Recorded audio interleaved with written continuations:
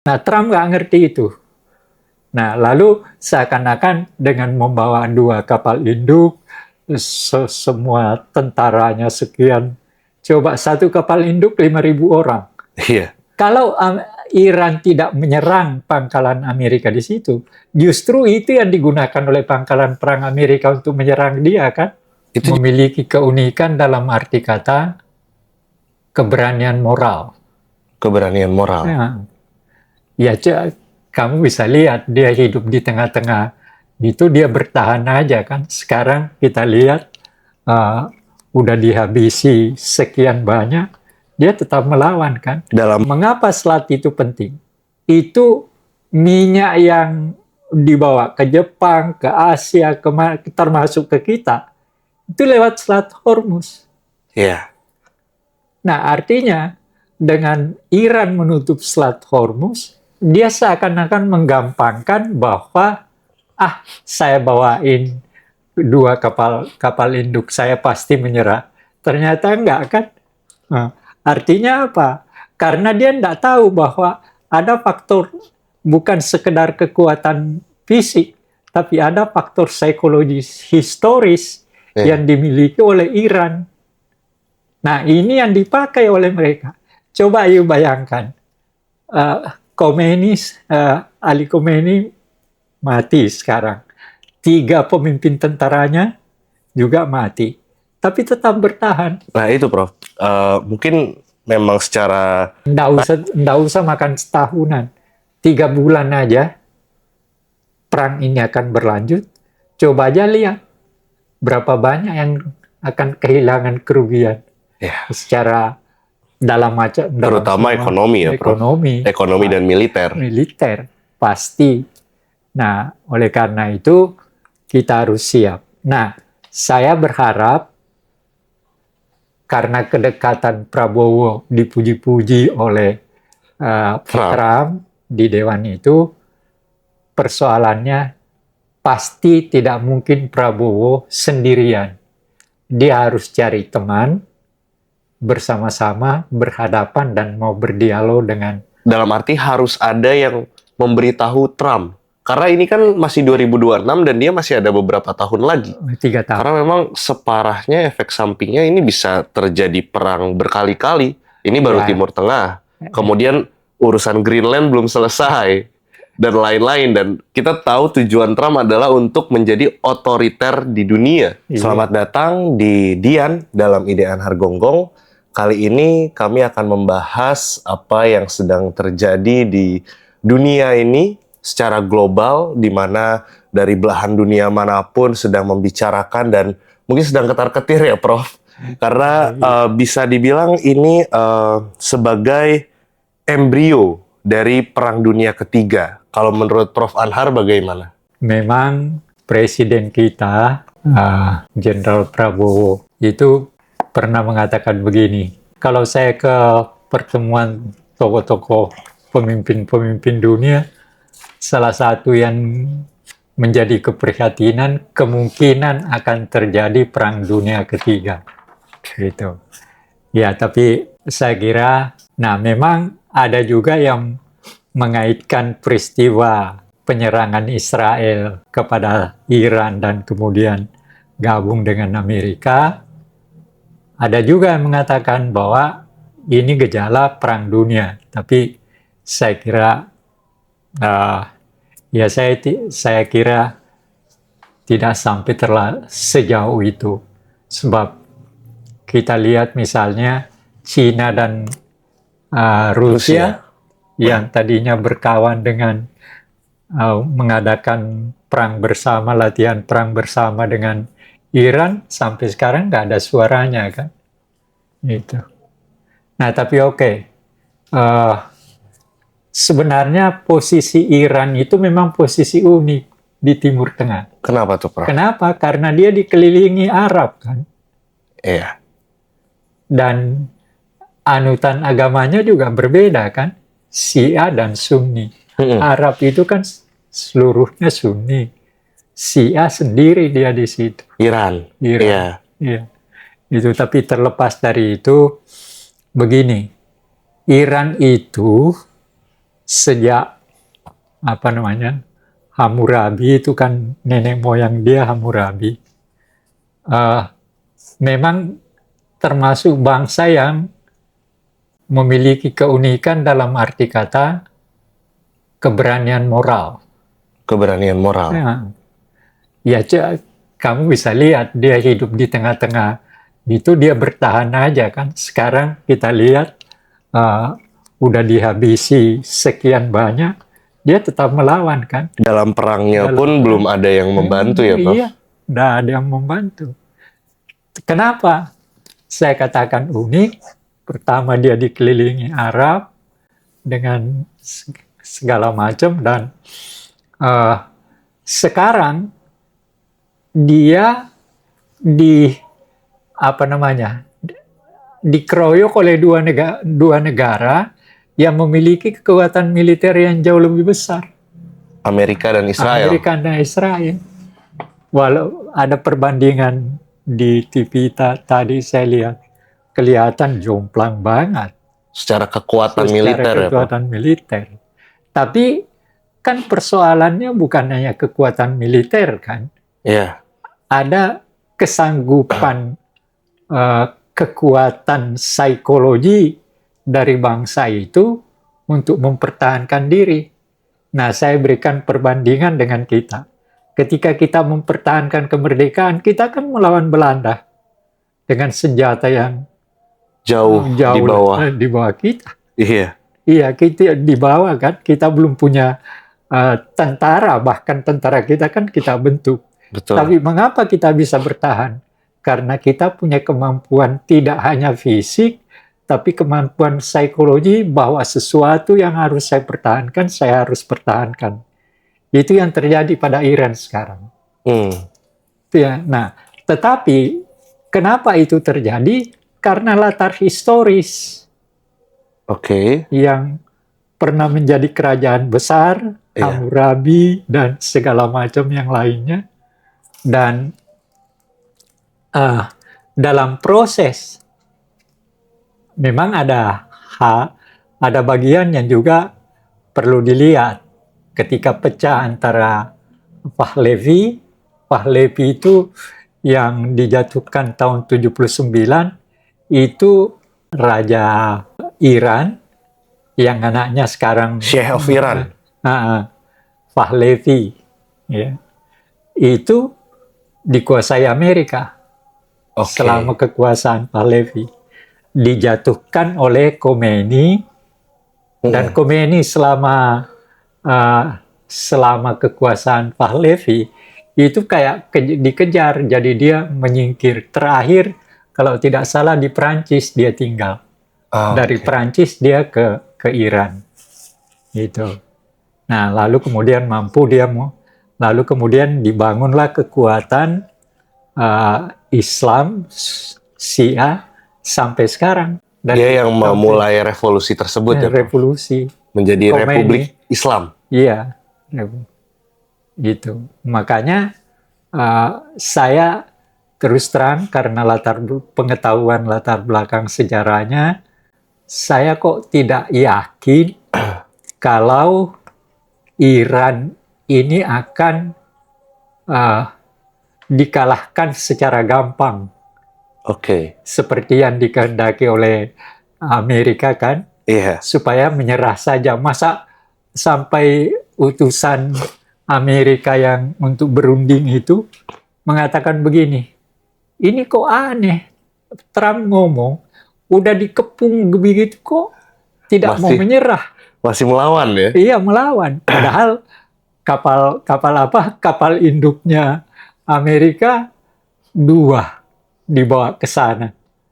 Walaupun yang lucu 600 toilet di kapal induk tidak berfungsi.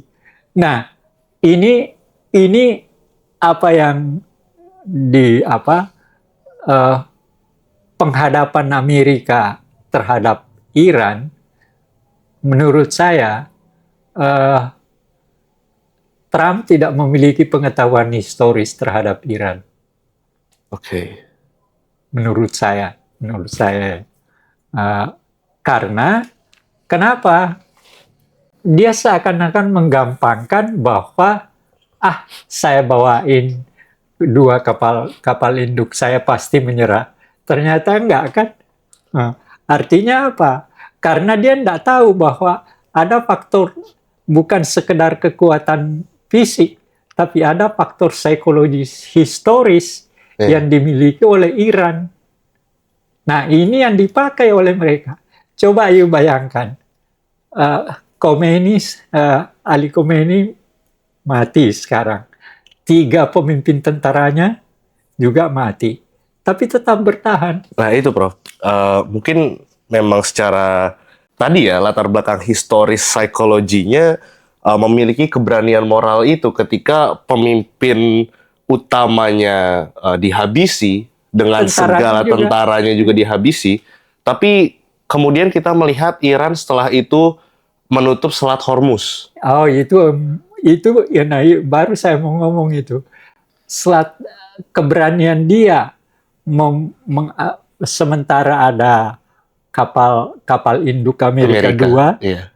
Kok beraninya dia menutup selat itu. Padahal mengapa selat itu penting? Itu minyak yang dibawa ke Jepang, ke Asia, termasuk ke kita, itu lewat Selat Hormuz. Iya. Nah, artinya dengan Iran menutup Selat Hormuz bisa mengganggu situasi minimal dalam berbagai hal ekonomi tertentu. Terutama perminyakan ya, Prof. Perminyakan bisa rusak gitu. Tapi yang saya tadi katakan bahwa Trump tidak memiliki pengetahuan historis secara baik terhadap Iran, terutama posisi dia di tengah-tengah yang boleh tanda kutip dikatakan ya tidak bersahabat sejak dari dulu pernah. Nah, Trump nggak ngerti itu. Nah, lalu seakan-akan dengan membawa 2 kapal induk, semua tentaranya sekian. Coba 1 kapal induk 5.000 orang. Iya. Ya, pesawat terbangnya, apanya. Tapi ada drone-nya yang ditembak oleh Iran. Nah, artinya apa? Artinya adalah tidaklah mudah bagi Amerika untuk mengatakan kepada Iran, kamu menyerah. Nah, ternyata sekarang melawan kan. Bahkan setelah menutup Selat Hormuz, kemudian Iran itu menyerang kilang minyak terbesar di Saudi Arabia. Saudi Arabia, iya. Karena apa? Sebenarnya antara Saudi Arabia itu pernah ada perjanjian dengan Amerika. Bukan dengan Saudi Arabia. Oh, Iran dengan Saudi Arabia. Iya. Tapi kesulitannya apa? Ada seorang pengamat Timur Tengah mengatakan begini, seakan-akan menyalahkan Iran ketika menyerang pangkalan-pangkalan negara-negara negara-negara itu Arab, yang Kuwait, Qatar dan segala macam kan di sana. Memang sebenarnya dia dikepung oleh Amerika itu, karena semua pangkalan perangnya ada semua Amerika di situ. Di Timur Tengah itu. Nah, dan ini ada seorang pengamat ini mengatakan, ya Iran salah karena menyerang pangkalan perang Amerika di negara-negara Teluk itu. Nah, saya kira justru dia yang keliru menurut saya. Karena apa? Kalau Iran tidak menyerang pangkalan Amerika di situ, justru itu yang digunakan oleh pangkalan perang Amerika untuk menyerang dia kan? Itu juga mungkin yang keliru di beberapa, ya terutama mungkin masyarakat kita yang selalu mengatakan, ya memang negara Arab itu negara Muslim. Tapi di samping itu, negara Muslim itu belum tentu kan. Dalam arti, ya kita lihat di sekeliling negara-negara Arab sekeliling Iran itu hampir semuanya bekerja sama dengan Amerika. Memang iya, kamu tahu Amerika itu menaklukkan berbagai negara yang untuk menjadi pangkalan. Ini ada sekitar 70 negara. Dan mau nggak mau, Iran untuk melindungi negaranya harus menyerang pangkalan-pangkalan tersebut. Sendirinya. Nah, itu kelirunya pengamat ini karena seakan-akan menyalahkan Iran. Nah, kalau Iran tidak menyerang itu, lalu dia di Amerika pakai itu, habis kan dia. Betul. Dia cuma sendirian. Justru dengan menyerang itu keberanian moralnya ada, dan dia menunjukkan betul, Anda mau apa dengan kami tidak akan menyerah. Itu, dan coba lihat, kan ada yang mengatakan bahwa Amerika dan Israel menanam orang-orangnya. Iya. Iya kan?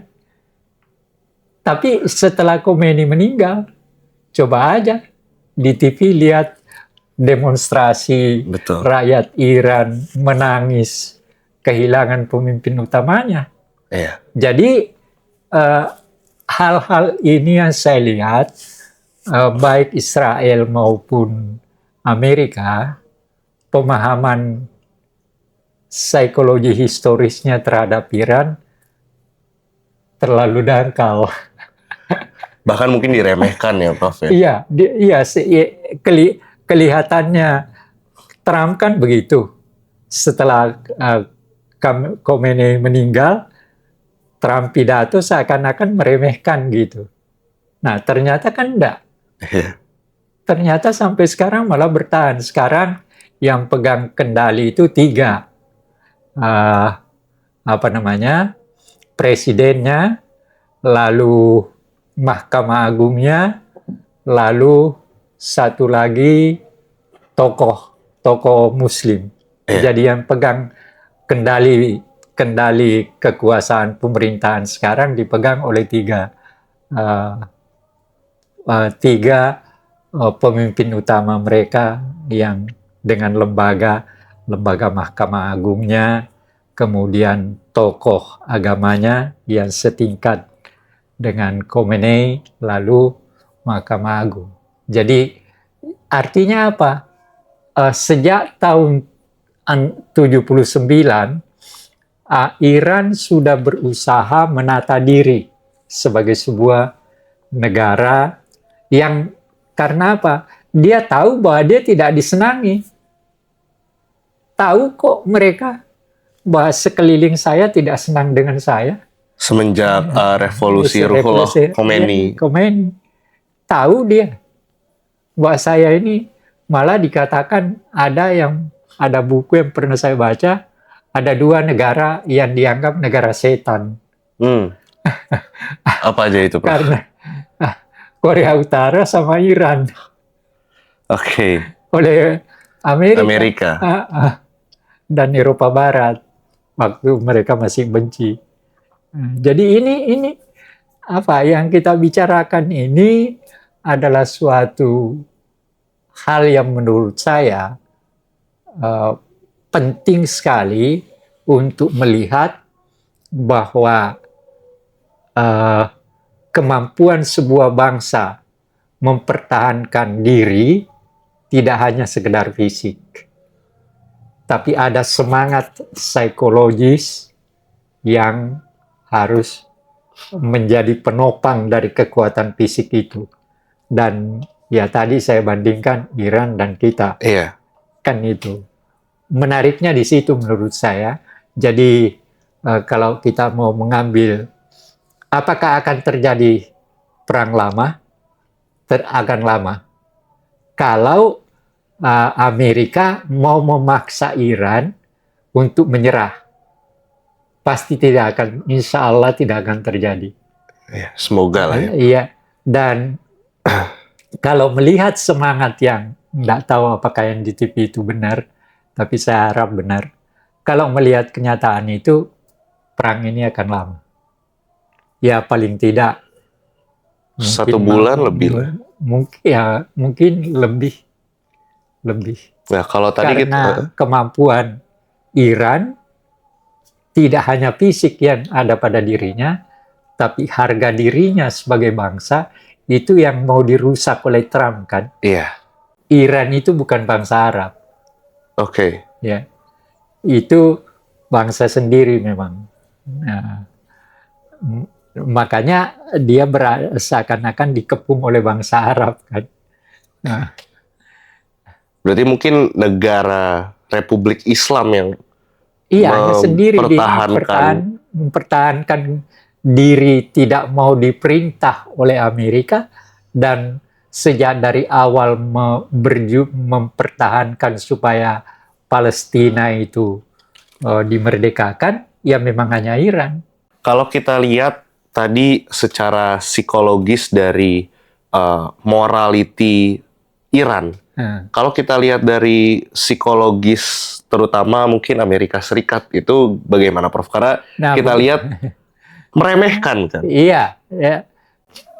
Saya tidak tahu apakah nanti akan terjadi perkembangan yang mirip dengan apa. Ada satu contoh menarik. Ketika Amerika dikalahkan tanda kutip oleh Vietnam, itu sebenarnya dari segi kekuatan militer tidak kalah dia. Tapi dia kalah oleh karena tekanan dari dalam negerinya. Ya. Gitu. Jadi maka akhirnya lah pendukungnya lari, dianya juga akhirnya Ho Chi Minh menang. Nah, menariknya adalah bahwa apakah nanti dalam prosesnya tekanan dari dalam Amerika terhadap Trump akan menyebabkan Trump akan mengambil sikap sebagaimana yang terjadi di Vietnam, walaupun ini beda ya. Beda, ya. Beda. Tapi saya mau mengatakan bahwa Amerika atau Trump khususnya tidak mengerti psikologi historis dari Iran sebagai sebuah kekuatan yang tidak hanya memiliki kekuatan fisik, tapi juga yang utama adalah harga diri kebangsaannya, harga diri keagamaannya, dan sebagainya. Itu yang menyebabkan saya punya tanda kutip keyakinan perang ini akan panjang kalau Amerika tidak merubah sikap. Karena kalau kita lihat, tapi memang kita lihat psikologis Trump itu apa? Sakit jiwa mungkin ya, Prof. Kita tidak tahu lah itu. Yang jelas tindakannya. Nah, yang apa? Ini menarik. Perdana Menteri Israel Netanyahu mengatakan begini. Apa yang dia lakukan ini adalah untuk kepentingan eksistensi keberadaan dia. Ya, tapi sebenarnya justru dia mau menghilangkan eksistensi Iran. Iya. Kan itu yang jadi aneh kan? Dia mau menghilangkan eksistensi orang, bangsa lain. Dia yang mengatakan bahwa eksistensi dia dalam batas tertentu dia benar. Bahwa memang Israel itu juga oleh karena hanya dia bertahan karena ada Amerika. Sebenarnya Israel nggak punya apa-apa kalau tidak ada Amerika sejak dari dulu. Nah, tapi sekarang Netanyahu itu merasa besar karena ada Trump di belakangnya. Gitu. Waktu presiden-presiden yang dulu walaupun tidak meninggalkan dia, tapi tidak seperti tindakan yang dilakukan oleh Trump sekarang. Itu juga aneh dari Trump ya, Prof. Ya. Ketika baru sebulanan ini ada yang namanya Board of Peace. Iya. Ketika kita menengahi lah, sama-sama saling punya eksistensi bernegara. Nah, itu yang kamu tahu, yang menurut saya yang juga sangat boleh dikatakan dunia PBB Iya. seharusnya bisa berbuat, tapi tidak bisa berbuat. Karena apa? Trump tidak percaya sama dia, dan markas besarnya ada di Amerika. Sumbangan Amerika untuk kepentingan pembiayaan PBB juga sangat besar, walaupun Trump secara berangsur tidak mau lagi karena merasa rugi. Tapi masih ada hak veto juga, Prof. Ya? Iya, masih. Makanya ini kan apa tadi, lembaga perdamaiannya itu diberi mandat oleh PBB untuk jangka waktu 6 bulan kalau nggak salah, untuk berbuat. Tetapi oke, terlepas dari itu, nah, persoalannya sekarang, bagaimana sikap negara-negara tertentu, termasuk kita, menghadapi keadaan ini. Prabowo kemarin sudah bersedia untuk menjadi negosiator. Iya, mudah-mudahan. Artinya begini, sebagai anggota Dewan Perdamaiannya Trump, dia kan dipuji-puji di situ. Nah, pertanyaannya, mampukah Prabowo berdialog dengan Trump, membicarakan kemungkinan-kemungkinan? Oke. Itu. Nah, yang lainnya juga mungkin bisa, tapi agak tidak mudah juga. Apa itu, Prof? Rusia. Oke. Rusia. Tapi agak susah, walaupun antara Putin dan Trump ada hubungan tertentu. Tapi tidak mudah juga. Kenapa? Karena Rusia berhadapan dengan Eropa, dengan persoalan Ukraina.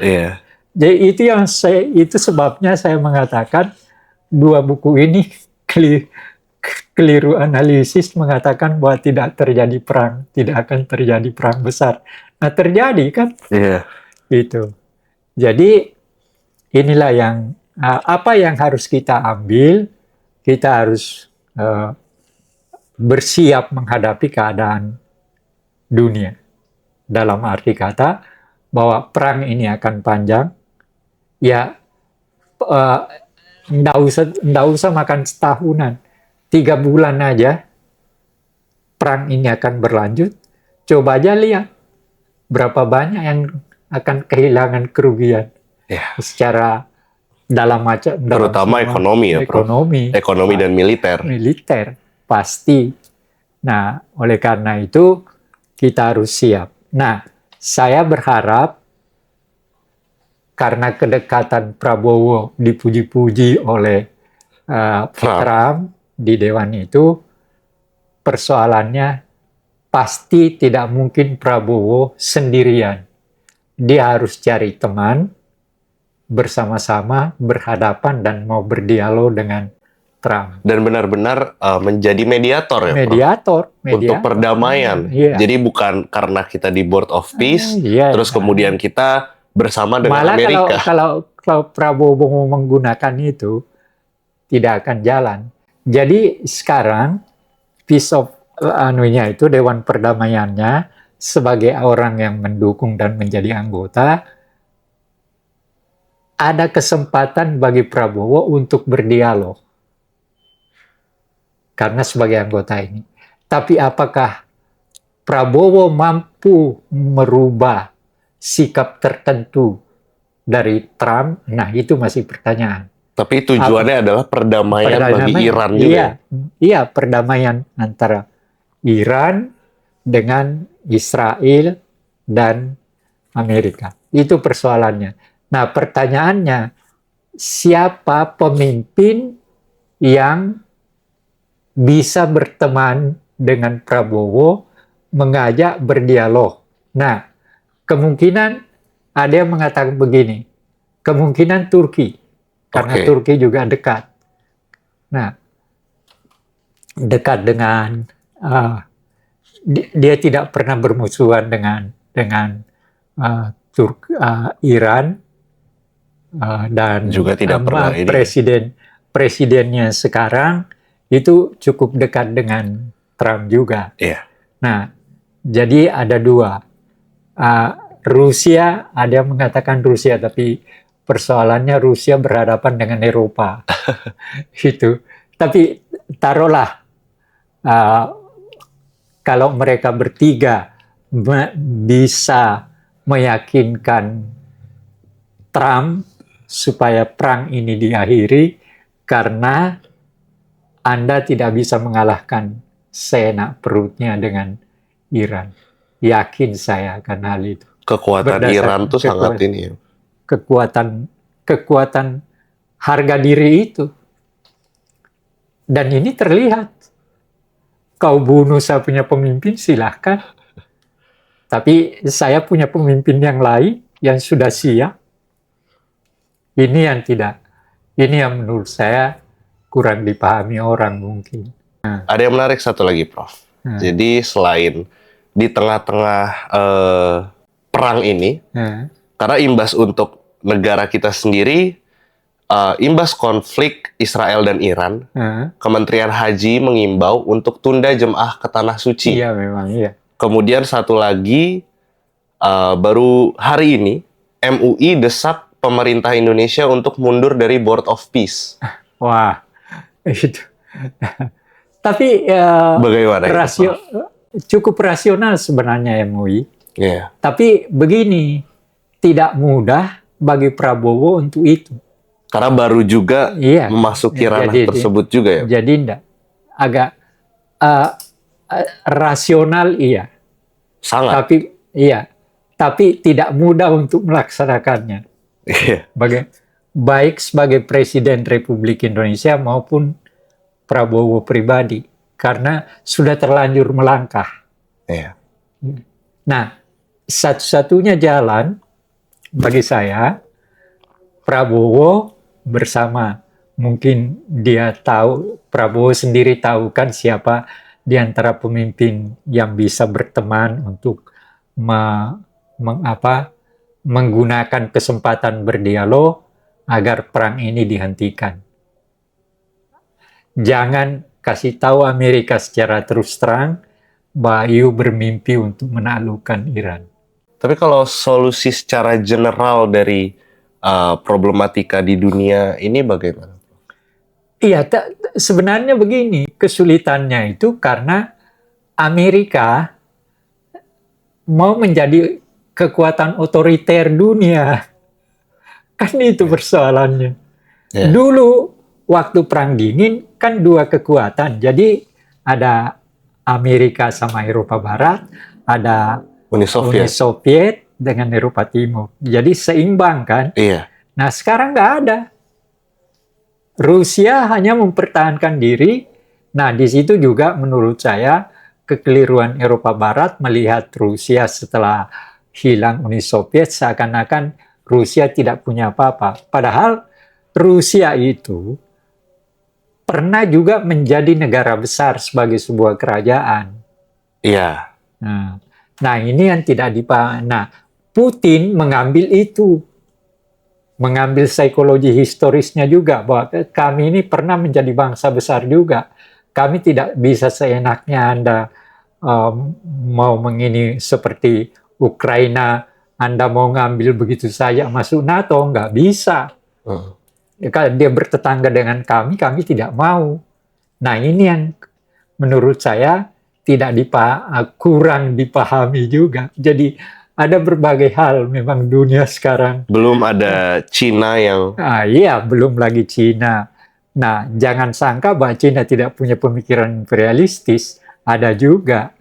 Cuma apalagi ekonominya sekarang kan termasuk yang terbaik di dunia sekarang. Kan nomor 2 sudah mengalahkan Jepang. Mungkin itu alasan Trump juga akhirnya ingin, ya karena memang dari dulu moto Trump adalah kan Make America Great Again. Iya. Itu kan. Dan ini adanya Rusia, adanya Cina yang mungkin dilihat ini sebagai saingan untuk menguasai dunia. Nah, itu kan yang menyebabkan mengapa dia mau ngambil Greenland. Ya kan, karena Rusia dan Cina secara ekonomi ke Greenland kan, walaupun dia bagian dari Denmark, tapi dia negara bagian yang mempunyai eksistensi bebas. Jadi dia berhak untuk menerima siapa saja. Nah, itu yang tidak disenangi oleh Trump, maka mau diambil. Iya. Nah, itu kan dalam kerangka pikiran bahwa Amerika harus tidak boleh diganggu. Dia ingin menguasai dunia. Menguasai dunia. Ya itu. Jadi Nah, tapi itulah haknya dia bermimpi, itu haknya dia. Tapi kalau sebagai seorang pemimpin kan seharusnya tahu berbagai hal, terutama latar belakang psikologi historis itu. Dan ini yang menurut saya Trump kurang pemahaman terhadap pemahaman psikologi historisnya Iran. Saya kira tapi itu ya. bukan berarti juga dalam arti harus ada yang memberitahu Trump. Karena ini kan masih 2026 dan dia masih ada beberapa tahun lagi. 3 tahun lagi. Iya. Iya, itu sebabnya mengapa saya katakan tadi Prabowo punya kans. Ya, Turki, Presiden Turki sekarang, kemungkinan Rusia, tapi menurut saya Rusia agak sulit. susah karena persoalan Eropa dan perangnya juga di Ukraina. Nah, sekarang Prabowo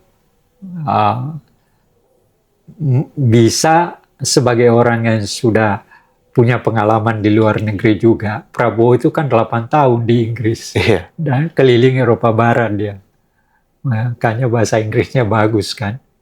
Dan itu menguntungkan untuk langsung ngomong gitu. Nah, sekarang tinggal Prabowo, dia punya cara tertentu, apakah punya cara tertentu untuk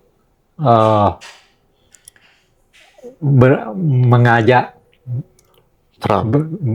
beberapa teman dari negara lain bersama ngobrol dengan Trump. Karena separahnya, apakah berhasil atau tidak, ya itu persoalan. Tapi harus tetap dicoba. Harus. Karena harus. Kalau saya malah saya menganjurkan biarlah Prabowo tetap di Dewan Perdamaian. Itu adalah cara dia untuk berhadapan langsung dengan Trump, iya kan? Kalau Prabowo misalnya dipaksa mundur, ya Trump tidak akan. Jadi dalam arti di dalam board of peace itu Prabowo tidak boleh terbawa arus oleh Trump dan lain-lain, tapi justru mengingatkan bahwa yang kita usahakan ini adalah perdamaian. Tapi kalau dia cuma sendiri tidak mungkin. Jadi tetap harus ada teman-temannya. Ada pemimpin yang bersama dengan dia untuk berdialog dengan Trump. Iya, karena memang saya mengharapkan itu. Saya setuju Prabowo, tapi dia tidak bisa kalau sendiri.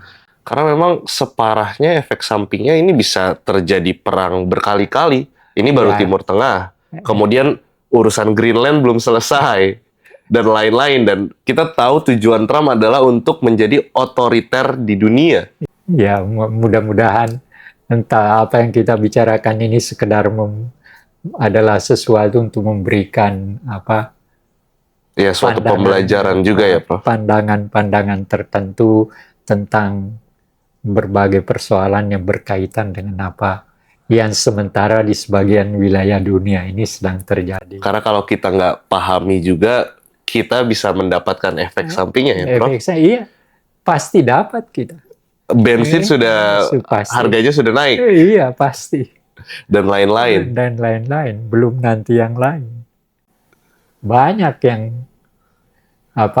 perjanjian kita dengan berbagai negara Arab, perjanjian kita dengan Amerika. Iya.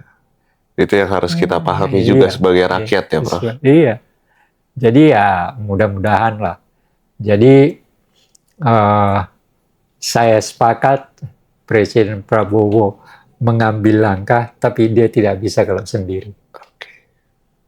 Saya bukan menolak anjuran dari MUI yang minta supaya Indonesia mundur dari Dewan Perdamaian itu, tetapi kondisi tidak memungkinkan Prabowo untuk segera mengundurkan diri.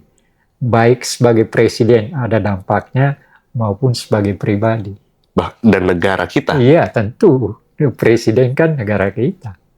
Gitu. Oke. Jadi, dengan segala hormat, saya menghargai tinggi MUI, tetapi juga saya menghargai Prabowo sebagai presiden. Mudah-mudahan dia memiliki kemampuan untuk melangkah dengan mengajak pemimpin yang lain. Untuk entah berapa untuk mengajak menyelesaikan perdamaian. Mungkin dari itu, mungkin bisa dia melangkah ngomong Iran dulu, baru kemudian ke Gaza kan. Iya. Sebagaimana tempatnya di Dewan Perdamaian. Betul. Iya kan. Karena ada yang lebih krusial saat ini adalah Iran. Iran.